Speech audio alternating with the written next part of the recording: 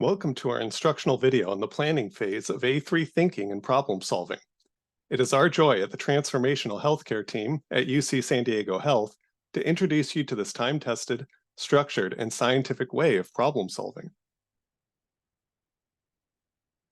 Though solving a problem with A3 thinking is designed to be nimble and responsive, one thing we would like to encourage and reinforce over the course of this training is the idea that an ounce of prevention is more valuable than a pound of cure. As humans, our natural inclination is always to pursue the first best idea or to defer to the most relevant expert. A3 thinking and good problem solving in general requires us to have a bias towards planning and measuring, and to do so in a team-based approach, inclusive of all the process or problem stakeholders. By the end of this video, you should be able to not only understand the concept of A3 and what the A3 problem solving tool is, but also be able to apply the A3 thinking problem-solving framework in your own department or for a problem you and your team face in your day-to-day work. Learning outcomes are relevant to the planning phase of the project cycle. Implementation and study phases will be covered in a subsequent training offering.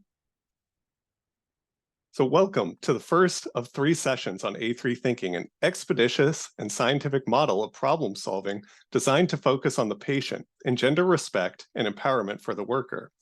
And it helps to move the organization towards a culture of proactivity. Imagine a common problem solving scenario that follows the well-known plan, do, study, then act approach, also called the PDSA problem solving approach. It's a scenario we all go through either as a patient or a provider. The patient visit. A patient begins the plan phase and schedules a visit with a primary concern or a problem statement. A nurse visits and helps clarify the problem statement, at which time a history and physical is performed. A capture of the symptoms and severity, and maybe some monitoring or other health data reveals the current condition. Ideal health measures for the patient demographic may provide the target condition, and then the physician, care team, and patient, and family assess the gap. Without even realizing it, we are already experts in problem solving and A3 thinking. A3 thinking is a method created and popularized by the Toyota production system in the 1960s. The A3 tool enables any problem to be explained and solved using just one sheet of paper, specifically the international size of 11 by 17, which was the largest size that could be faxed and easily shared with other Toyota plants at the time. That's where the name A3 comes from. As you can see from the photo here, the beauty of an A3 is that it is a story on one page. It's concise, it summarizes the analysis of the situation instead of getting wrapped around the axle with details. To do this, visual representations such as photos or graphs help convey detail where words can't. The A3 sheet is a concise narrative of the plan, do, study, act method that helps everyone get on the same page, so to speak. Here's an example of an A3 document completed at UCSD Health in an effort to improve a hypertension metric in the primary care setting. This document wasn't completed as a report out after the work was done, but was developed as a problem-solving work unfolded. This should always be considered a living document to be edited until recommendations are implemented and improvements are sustained. It's a great example of what your A3 could look like, and it's built out box by box. Let's continue with today's video, where we will review the individual components of this problem-solving template on the left-hand side of the document. Comparing the document against the plan, do, study, act method, it helps reiterate the point that planning should not only take up 50% of our page, but even offer us a worthwhile rule of thumb, that 50% of our time needs to be spent in the planning phase of the PDSA cycle. Now let's investigate each box or component of the A3. The most straightforward but still important part of today's video is the project details. First, give the project a title. Make it concise, clear, and memorable. Next, define the owner. Ask your initial team or sponsor who is the best owner of the process and understands it well. The owner should be able to mobilize a team around the problem, foster communication to all process workers, and have the ability to effect change on the process. Also, who should be included in this initiative as team members or stakeholders? A helpful tip is to not just include process workers, but also patients or ancillary partners of the process, such as facilities or IT. Take time to consider who makes sense to bring into this project and how they can contribute to its success. When a first pass is made, meet with the process owners and team members to review if additional team members should be included. From this point on, nothing on the A3 document should be filled out alone, but should be done as a team. So the problem statement is more than a title. It should do more than allude to the problem. It should leave no ambiguity at all for what you're trying to solve.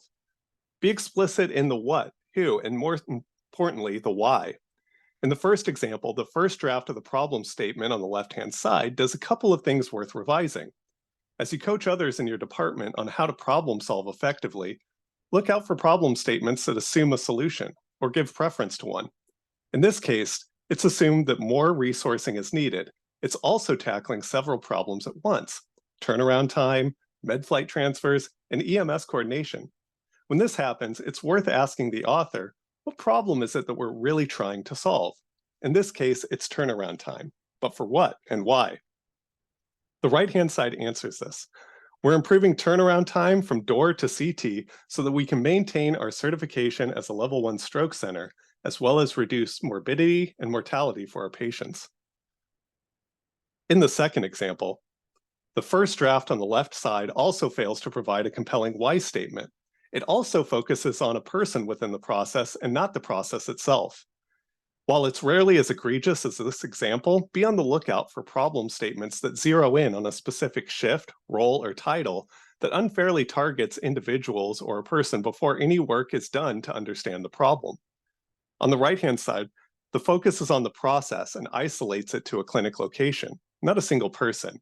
It also creates the burning platform by sharing that there's a cost to this problem.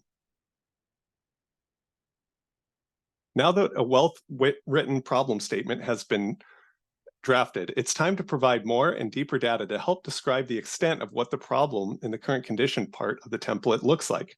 What is happening? Where? How does it impact the customer and the organization? As an A3 leader, be prepared to hold back project participants from jumping to solutions. For now, just gather the facts and present them without assumption. The best way to describe the current condition is accurately, and the best way to do that is to go to the place where the work is happening. Fill out the current condition section of the document alongside the team as they're performing the work. Show respect. Shadow with purpose. Think ahead of time. What are the questions you want to ask, and what is it you hope to see? You can also think ahead of what assumptions or ideas you may already have and gain feedback from process actors in the moment while the work is being performed. When describing the current condition, you don't need to be a playwright like Shakespeare, but you do need to be able to tell a story. Using a mix of data in charts, graphs, illustrations, in addition to text, can help make that story come to life. If there is interesting information available, but it doesn't tell the story, don't use it. You probably have everything you need to effectively describe the current condition for your project, but if you would like to deep dive into the different kinds of tools for lean and A3 thinking, such as takt time, spaghetti diagrams, and more, you can find several resources on the THT Pulse page using the QR code on the slide.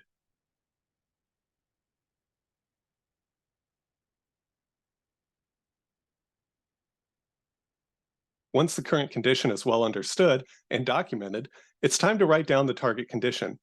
Using explicit metrics to define success will help make it easier to assess the gap between current and target condition later. The target condition may be defined as annual or strategic priorities, or the target benchmark may be established by another leading organization's gold standard, or perhaps it's done so by governing body or certification body standards. In some cases, what the goal should be isn't so easily available. If it's a time-bound problem, consider calculating takt time based on patient demand. Or if it's a quality-related problem, you can always start with the rule of thumb, which is double the good or halve the bad.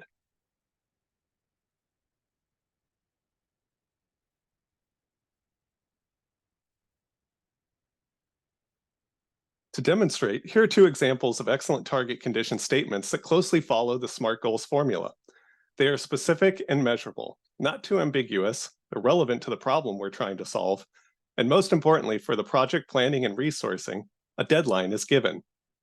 As is the case in every portion of the A3 template, visuals can help the reader better understand what the target condition is.